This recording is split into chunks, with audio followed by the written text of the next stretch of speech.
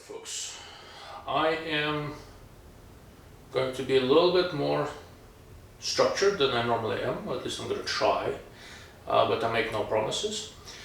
As always, I'm trying a couple of new microphones. I have great hopes for this little guy. We'll see if that works. The topic today is something I get asked, weirdly enough. Let me turn that off. Something I get asked, weirdly enough, a fair bit. What is the difference between the Athlon Cronus BTR and Ares ETR rifle scopes? If you look on paper, they are configured quite similarly. A little later in the video I'll talk about the specs and I'll pull them up on the screen, but on the board near me you can kind of see that they're not too dissimilar of a scope, but the price is different, and I always get asked, is the Cronus worth the premium? And the answer to that is yes, no, and maybe. And I'll explain all that. But in terms of structure, if you're looking to skip ahead, I'm giving you a little background on both scopes. Then I'll talk about optics. Then I'll talk about general robustness, to the best of my knowledge. We'll talk a little bit about mechanical consistency and the feel of the turrets. And then ultimately I will talk a little bit about applications and where I think these stack up. Moving right along. So Athlon is a new-ish company, but they're not that new anymore. They were new a few years ago. And most of their products are made in China. The only exception to that is the Cronus product line that is indeed made in Japan. And the Cronus product line is made by Light Optics Works. There are two scopes, a 1 to 6 by 24 second focal plane low powered variable, and the scope that I'm going to talk about today, 4.5 to 29 by 56 Cronus BTR. There have been a couple generations of this scope, but by and large, Athlon does not seem to iterate the Cronus line quite as quickly as they do the optics at a little bit lower end than that. The Ares ETR is their highest end Chinese manufactured scope. And in the grand scheme of things, the Ares ETR is probably the highest quality Chinese made scope on the market now.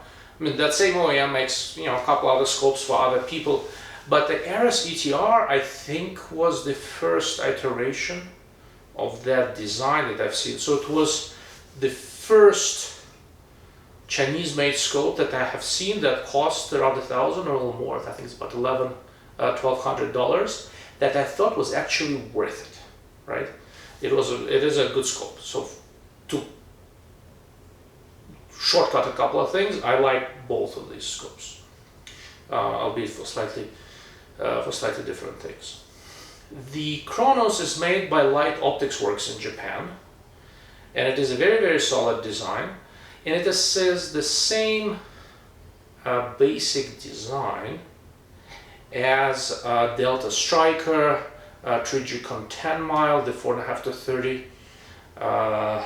There's somebody else. The new tracked Toric is the same, I think, basic design, the 4.5 to 30 by 56.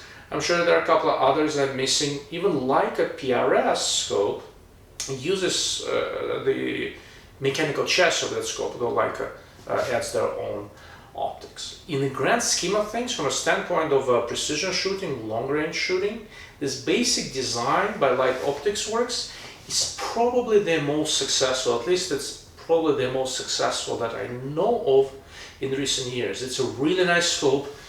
It's a truly world-class design in many ways, and so this whole series of scopes that I mentioned, they're all retailing in the $1,500 to $1,700 range.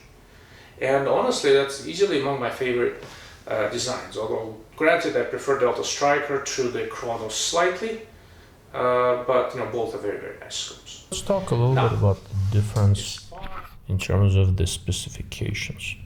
The table you see in front of you, I've got the Athlon Ares ETR and Cronus BTR side by side. And just for comparison purposes, I added 3 other scopes in different price ranges that kind of compete against this. Meopta Optica 6 is configured very similarly to the Ares. Delta Striker is a related design to the Cronus, and honestly, the moment you're looking at precision scopes in a 2000 or under range, this sort of a reference standard is the Vortex Razor HD Gen 2, 4.5 to 27 by 56. Some of the specs that I normally put into the table I took out so it doesn't take too much space. All of these have 34mm tubes.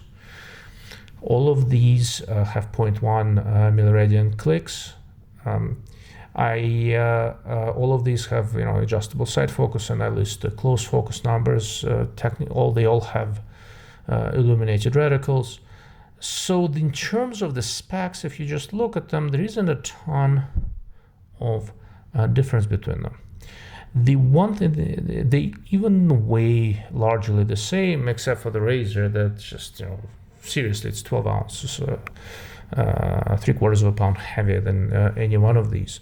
The only, in terms of real outward appearance, the only obvious size difference is that the Athlon Ares ETR is about an inch longer. You see the Delta Striker and the Cronus are about the same size. Meopta Optica 6, interestingly, is also about the same length, same size as Ares ETR. Perhaps they are also in some ways related designs. I know that Meopta sourced quite a bit of stuff for the Optica 6 line from China. I don't know to what extent.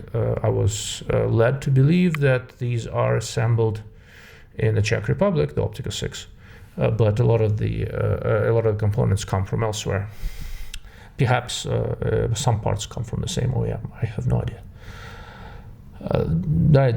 Indications that maybe not. If you look at one of the parameters, exit pupil, similar exit pupil is kind of a telltale sign of related designs. And you see the Optica 6 is a little bit different. But one thing I do find interesting is that Athlon Cronus and Athlon Ares ETR have virtually identical exit pupil on low magnification, and so does the Delta Striker. This in many ways is determined by the erector system design, and it is entirely possible that has been some either collaboration or some creative borrowing by one manufacturer from the other. Everybody always looks at everybody else's designs, so it's not uncommon. But otherwise, there isn't that much to differentiate between all of these. They all close down to about 25 yards, and by and large they actually do. Not the same with all scopes. The field of view is broadly very, very similar. The eye relief is kind of close. The Ares ETR is a little bit longer eye relief than Cronus or Striker. I thought Cronus and Striker had virtually identical eye relief. The specs you see here are not measured specs. They are the specs I took from the manufacturers, but they are virtually identical. Ares is slightly longer, slightly larger eyepiece. Weight's the same. Most importantly, the adjustment range is essentially the same. You get right around 30 milliradian of elevation. If I was using one of these scopes for long range, very long range, though you need a lot of adjustment, my general recommendation, stay away from the outer, 5 to 10% of the adjustment range, right? So if the scope has 30 milliradian of adjustment, I'd probably never get closer than a couple of milliradian away from the adjustment edge. Aside from that, the specs on these scopes are really similar, and that's probably the biggest reason why I started getting all these questions on whether one is worth another. If you look on paper, there isn't anything to tell you that there's the difference between them is worth $500. Now, as far as optics go, is Cronus better than Ares? Cronus BTR better than Ares ETR? Yes, it is. It is not a huge difference though. If you are shopping purely on optics, there isn't that much to make you choose Cronus over Ares. It is better, it is measurably better, I've looked at both. However, there are certain things that are better. Edge performance is better, consistency sample to sample seems to be a little bit better. Both of these resolve quite well. I think the small contrast, the micro contrast, is rendered better by the Cronus. But once again, this is not a huge difference. During the day, it is very, very difficult to tell which is better. At night, Cronus pulls ahead slightly, largely based on slightly better contrast and better flare control. Okay, I've experimented with both scopes at night. Forgot to mention. So I don't have either one of these scopes on hand right now. I mean, scopes come and go here all the time. The Cronus that I looked at was quite privately, somebody else bought it and I looked at it quite carefully. Ares ETR, when I looked at it, was sent to me by Athlon. Okay. Anyhow, so during the day, not that much difference. During the night, however, you will see Cronus do a little bit better. That's one of the, if you are mostly shooting, looking at things during the day, optically, I don't think there is that much difference. There is some, if you know what you're looking for, you'll see it, but it's not really all that much. The next question that always comes up, well, Ares ETR is a Chinese scope. Is it robust enough? Well, as I was preparing to do this, I went and looked on the forums and I talked to a lot of people. What happens is that if I recommend a scope to anyone, I spend a fair amount of time tracking down and trying to make sure that I'm not recommending a dud. Because when I look at a scope, I look at one, sometimes two, right? But I don't look really, I don't have the means to look at all that many. And with some manufacturers, I know what their return rates are. With Athlon, I do not. So I don't have any really, it's a nice way of saying this. I don't have a formal way of any sort. I don't have a formal way of any sort of figuring out what the reliability is really like. I'm looking on, there's something I've forgotten. I'm looking on the Athlon webpage. Because something that just occurred to me, I take a long time to review something. When I test a scope, I spend some serious amounts of time with it, and what sometimes happens is when by the time I'm done reviewing a scope, I already have a new model going on. And as I'm talking, it occurred to me that I should glance at Athlon website and make sure that the scopes I'm talking about are indeed the modern scopes, and they have not changed very good. Thank you for bearing with me. Anyhow, robustness is not something I can easily evaluate. I've seen, I think, 2 Cronus BTRs and I think 2 or 3 Ares ETRs. I haven't had any issues with them. But I've seriously worked over only one sample of each. So, but I'm somewhat prominent on the forums, and if I were to look anecdotally, I would say that Cronus is slightly more robust in terms of handling abuse, but I don't know how reliable this data is. Call it an educated guess, if you wish. Now, in terms of reputation, Cronus definitely has a longer track record, and once again, keep in mind that it is, since this basic design by Light Optics Works has spawned so many different scopes, and since I like the design, I kind of keep track on how it does. The Striker I have here, the Leica PRS I've had here for a while, and I think it's very similar mechanically. I've looked at a couple of Cronuses, I've looked at 2 other Strikers. I have briefly, however, seen the Trigicon. I have not yet seen the tracked version of it. I'm quite confident that this particular design that served as the basis for the Cronus is quite robust. And it has been around longer, right? Ares ETR so far seems to be holding up quite nicely. I know which OEM it is, they do good work. I know of a couple of other similar scopes that I think are based on the same basic design coming out, and I know the manufacturers have tested them to a good degree and they like what they see. But Ares ETR, while looking very, very promising, just does not quite have the same track record behind it. Okay. Now, all right, these were my notes. I should have notes this time that I naturally dropped. All right, that was robustness. Mechanical consistency. Honestly, looking at what people say in the forums, looking at all the general impressions, people's reviews, and my own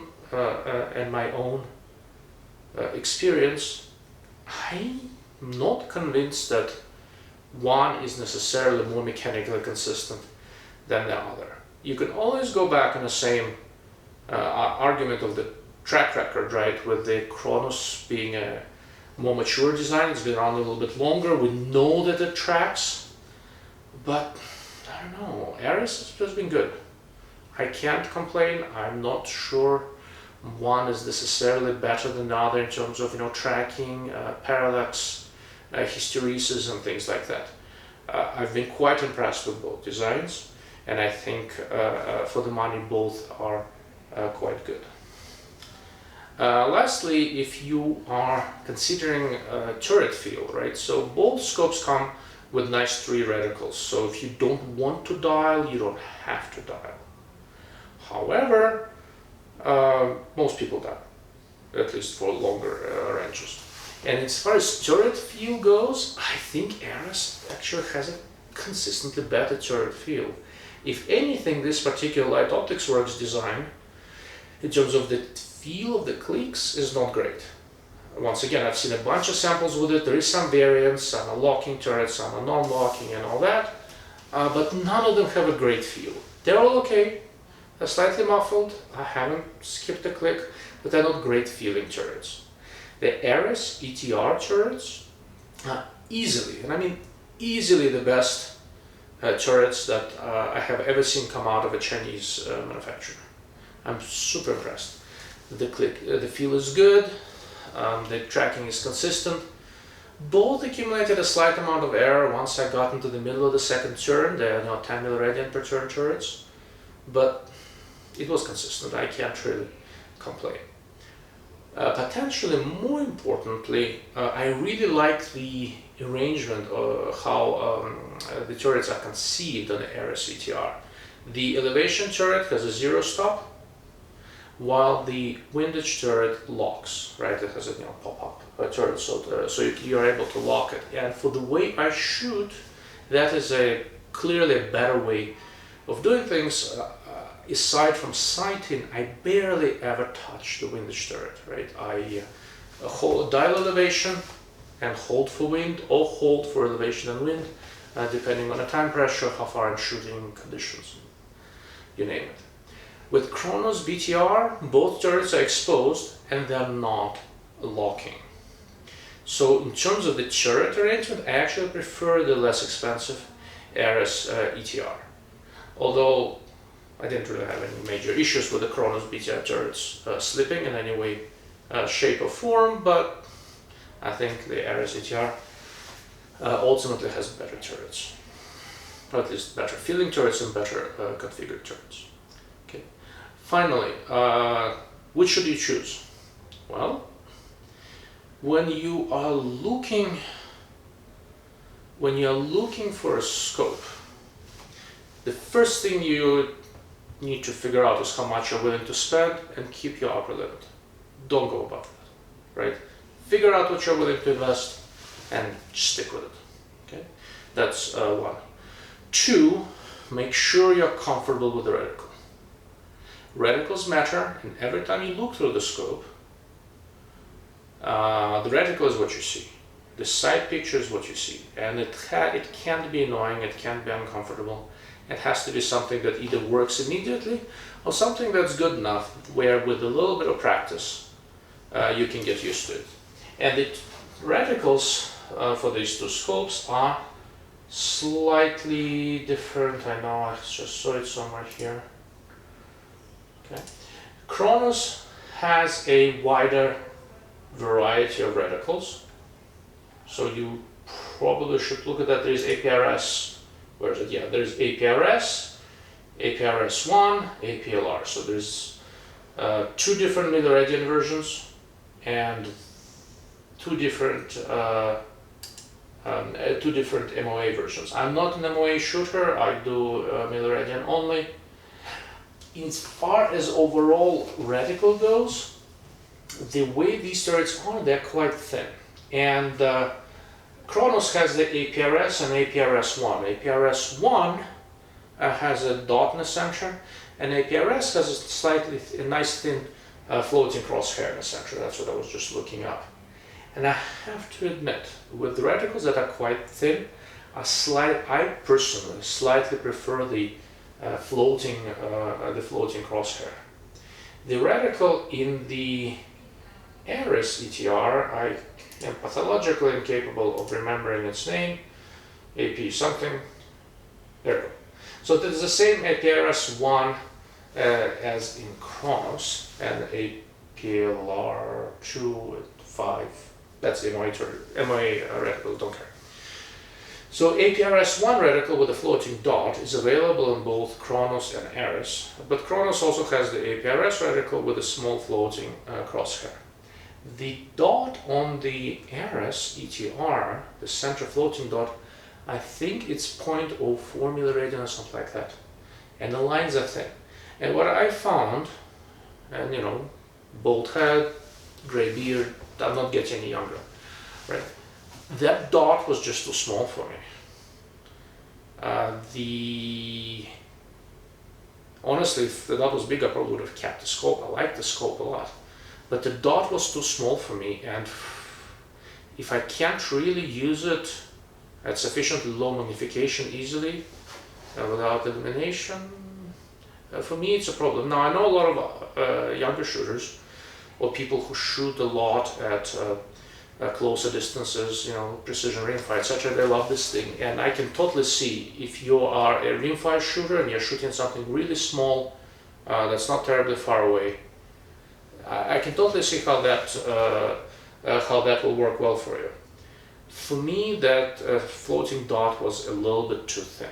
So if I was choosing between them, I would get the Cronus with the APRS reticle that has a little floating crosshair, simply because the reticle works well for me, and the reticle makes all the difference in the world. Aside from the reticle, if you are mostly shooting during the day and you can live with the potential uncertainty of a Chinese scope, although a very nice one, Ares ETR will save you some money. It's a very nice design, and I'd probably lean toward that.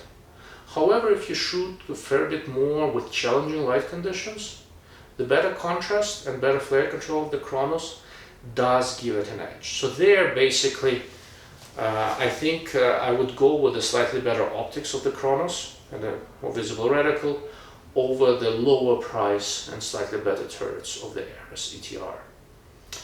So there you have it, folks, right? If I was shooting PRS, I'd go Cronus. If I was shooting an RL22, I'd go Ares. If I didn't want to spend $1,600, I'd go for Ares and not blink twice. But do try to get your hands on it. Do try to make sure that the reticles work for you. As always, thank you for listening. I really appreciate your time.